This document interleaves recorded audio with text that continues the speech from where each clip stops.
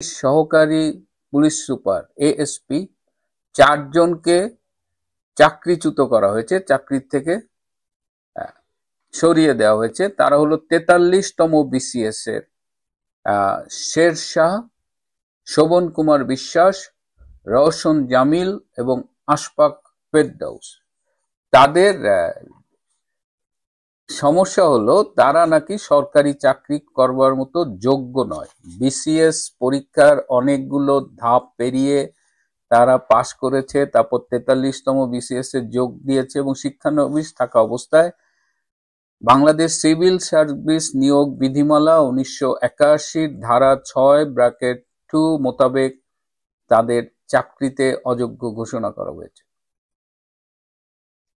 আপনি খোঁজ নিয়ে যদি দেখেন তাহলে দেখা যাবে এদের মধ্যে একজন তো হিন্দু দেখাই যাচ্ছে, শোভন কুমার বিশ্বাস, আর ৩ জনের কোনো না কোনো ভাবে আওয়ামী লীগের লিঙ্ক আছে।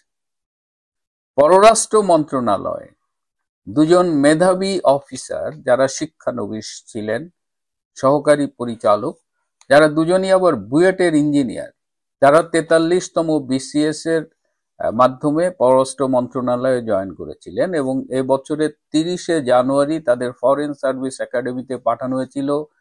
ফেব্রুয়ারির ১ তারিখ থেকে ১১ মাস তাদের একটা ট্রেনিং করার কথা এবং এই ১১ মাসের মধ্যে তাদের একটা মাস্টার্স কমপ্লিট হওয়ার কথা।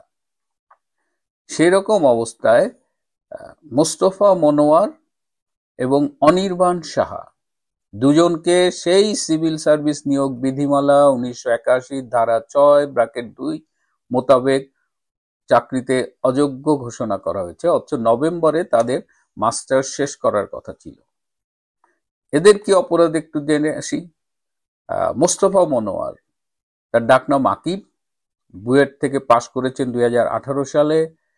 মেকানিক্যাল ইঞ্জিনিয়ারিং এর তিনি ইঞ্জিনিয়ার, ২০১৮ সালের সেপ্টেম্বরে পাশ করেছেন। তার অপরাধ হলো তিনি সরোয়ার্দী হল ছাত্রলীগের সহসভাপতি ছিলেন ২০২৬ সালে।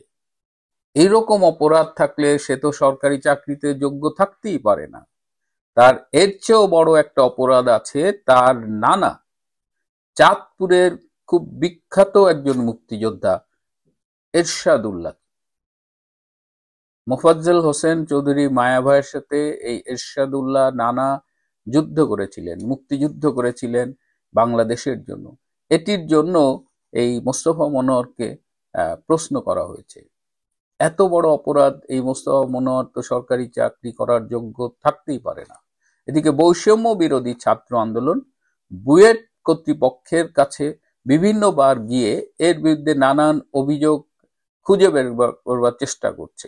সে সন্ত্রাসী ছিল, সে বিভিন্ন ছাত্রদের নির্যাতন করত, এ ধরনের বিভিন্ন অভিযোগ তারা কর্তৃপক্ষের কাছ থেকে লিখিতভাবে চেয়েছিলেন। কিন্তু আসলে এই ছেলেগুলো এর ধারে কাছেও নেই যে অভিযোগগুলো বৈষম্য বিরোধী ছাত্র আন্দোলন চেয়েছিল যে কর্তৃপক্ষ লিখিত দেয়। মোস্তফা মনোয়ারের সাথে আরো একজন অনির্বাণ সাহা, তিনি সিভিল ইঞ্জিনিয়ারিং বুয়েট থেকে পাশ করেছেন, তিনিও ২০১৮ সালে পাশ করেছেন। তিনিও এই ফরেন সার্ভিস একাডেমিতে শিক্ষানবিশ অবস্থায় এই মাস্টার্স করছিলেন, এই প্রশিক্ষণ গ্রহণ করছিলেন। তারও চাকরি চলে গেছে। অনির্বাণ সাহা ছাত্রলীগ বুয়েট শাখার সহসভাপতি ছিল এবং তিনি হিন্দু। সুতরাং অনির্বাণ সাহার তো কোনো যোগ্যতাই নেই এই বিসিএস এর সরকারি চাকরি করার। তাকে যে এখনো ঘাড় ধাক্কা দিয়ে ইনুস সাহেব বাংলাদেশ থেকে বের করে দেয়নি, আমার মনে হয় এর জন্যই অনির্বাণ সার ইনুস স্যারের কাছে কৃতজ্ঞ থাকা উচিত। অর্থাৎ বৈষম্য মুক্ত বাংলাদেশ, কোটা মুক্ত বাংলাদেশ, এখন এটা আওয়ামী লীগ কিংবা যারা ছাত্রলীগ করে এসেছে কিংবা যারা হিন্দু ধর্মের, তাদের জন্য আর চাকরির কোনো জায়গা নেই। এটা তো বিসিএস। আরো একটা ইন্টারেস্টিং খবর আপনাদের জানাই। পুলক দেব পলাশ পানি উন্নয়ন বোর্ডের সহকারী প্রকৌশলী একটা এক্সাম হয়েছে। সেই এক্সামে তারা ৬,০০০ ছাত্র ছাত্রী ক্যান্ডিডেট পরীক্ষা দিয়েছে। তার মধ্যে পুলক দেব পলাশ প্রথম স্থান অধিকার করেছিল। পানি উন্নয়ন বোর্ডের সহকারী প্রকৌশলী পদে। আমরা পুলক দেব পলাশের একটা ছোট্ট ভিডিও একটু শুনি। উন্নয়ন বোর্ডের বুয়েটে রিটেন পরীক্ষা অনুষ্ঠিত হয়, সেখানে ৬,০০০ জন পরীক্ষার্থী ছিল। তার মধ্যে চূড়ান্তভাবে ১১১ জন সুপারিশপ্রাপ্ত হয়। আমার মেধাক্রমে এর মধ্যে প্রথম ছিল। কিন্তু জানি না আসলে কোন অপরাধে আজ ১ বছর ২ মাস হয়ে গেল আমি এখনো আমার কাঙ্ক্ষিত চাকরি আমি পাচ্ছি না, কোনো অপরাধ না থাকা সত্ত্বেও। তারা বলছেও না যে আমার অপরাধটা কি, তারা হাও বলছে না, নাও বলছে না। পুলক দেব পলাশ এর অপরাধ আপনারা বুঝতে পারছেন নিশ্চয়ই, সে হিন্দু। সুতরাং এই একটি মাত্র অপরাধেই তো তার চাকরি হওয়ার কথা না। পুলক এই ৬,০০০ জনের মধ্যে যতই প্রথম স্থান অধিকার করুক কিনা। পুলকের আরো অপরাধ আছে। পুলকের বাবা হলো মানিক চন্দ্র দেব, তিনি ব্রাহ্মণবাড়িয়া জেলা সদর উপজেলাস্থ সুহিলপুর ইউনিয়নের হিন্দু পাড়া সার্বজনীন দুর্গাপূজা উদযাপন কমিটির সভাপতি। নাউজুবিল্লাহ, পূজা কমিটির সভাপতি, তার ছেলে করবে বাংলাদেশে সরকারি চাকরি? এটা তো হইতেই পারে না। আপনারা মানলেও আমি কিন্তু এটা মানব না। আরো কি জানেন, ওই ইউনিয়নের সুহিলপুর ইউনিয়নের আওয়ামী লীগের সহসভাপতি নয়নমণি দেব, তিনি আবার এই পুলকদের পরিবারের সাথে ঘনিষ্ঠ। এখানে এসবি যে রিপোর্টটা দিয়েছে পুলক দেব পলাশের বিরুদ্ধে, যে তার পরিবার আওয়ামী লীগের সাথে ঘনিষ্ঠ, আওয়ামী লীগ মনা, তারা কিন্তু আওয়ামী লীগ করে না, আওয়ামী লীগ মনা, আওয়ামী লীগের কারোর সাথে ঘনিষ্ঠ, এই অপরাধে পুলকের চাকরিটা, এখানে ৬,০০০ জনের মধ্যে ১১১ জন সিলেক্ট হয়েছিল ফাইনালি, তার মধ্যে ২৫ জনকে এখনো জয়েন করতে দেওয়া হয় নাই, আর বাকি ৮৬ জন তারা জয়েন করেছে। এই ২৫ জন এদের ভেরিফিকেশন, যে পুলিশ ভেরিফিকেশন, সেটায় তারা কেউ উত্তীর্ণ হয়নি।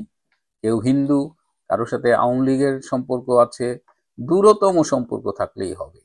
তো সেই কারণে এই ২৫ জন, এখন এই ২৫ জন কবে জয়েন করবে, আদৌ জয়েন করতে পারবে কিনা, এদেরকে বাদ দেওয়া হলো কিনা, এই ব্যাপারে আপনি যদি পানি উন্নয়ন বোর্ডের সাথে কথা বলেন, কেউ কোনো দায়িত্ব নিয়ে আপনার সাথে কথা বলবে না। পুলিশের সাথে যোগাযোগ করবেন, সবাই দায়িত্ব এড়িয়ে যাবে, মানে এ বলবে ওর কথা, ও বলবে এর কথা। এই যে ২৫ জন বাদ গেছে, এর মধ্যে একজন রয়েছেন মোহাম্মদ হামিদুর রহমান। তিনি একটি পত্রিকাকে বলেছেন, আমি এবং আমার পরিবার কখনো কোনো ধরনের রাজনীতির সঙ্গে জড়িত ছিলাম না, বরং আমাদের পরিবার অত্যন্ত সাধারণ এবং দরিদ্র সীমার নিচে বাস করে। আমাদের মতো পরিবারের রাজনীতি করার সুযোগ তো দূরে থাক, জীবন ধারণের জন্য প্রতিনিয়ত সংগ্রাম করতে হয়। আমার নামে কোনো ফৌজদারি মামলা বা অন্য কোনো ধরনের অনৈতিক কার্যকলাপের অভিযোগও নেই। এ অবস্থায় আমার অসুস্থ বাবা মা, যারা আমার স্বপ্ন পূরণের আশায় ছিলেন, তারা গভীর দুশ্চিন্তায় পড়েছেন। আমার নিজেরও স্বপ্ন ভঙ্গ হচ্ছে আর মানসিকভাবে ভেঙে পড়ছি। কামরুল ইসলাম নামের আরেক ক্যান্ডিডেট, যিনি সিলেক্টেড হয়েছেন অথচ অ্যাপয়েন্টমেন্ট লেটার পাননি, তিনি বলেন, পুলিশ ভেরিফিকেশনে আমাকে বাদ দেওয়া হয়েছে, পরে পুনরায় পুলিশ ভেরিফিকেশন করার জন্য পাঠানো হয়। আমি ও আমার ফ্যামিলি কোনো রাজনৈতিক দলের সঙ্গে সম্পৃক্ত না, কোনো মতাদর্শী না, আমার কোনো ফৌজদারি বা কোনো পুলিশ মামলাও নাই। মানে ফ্যামিলির কেউ যদি আওয়ামী লীগ, ছাত্রলীগ বা কোনোভাবে রাজনীতি করে, এমনও জিজ্ঞেস করেছে যে ওরা ইলেকশনে কোন মার্কায় ভোট দেয়। এইটা যদি এই এক্সাম্পল যদি সেট করা হয়, তাহলে ভবিষ্যতে কি হবে? ভবিষ্যতে ধানের শীষ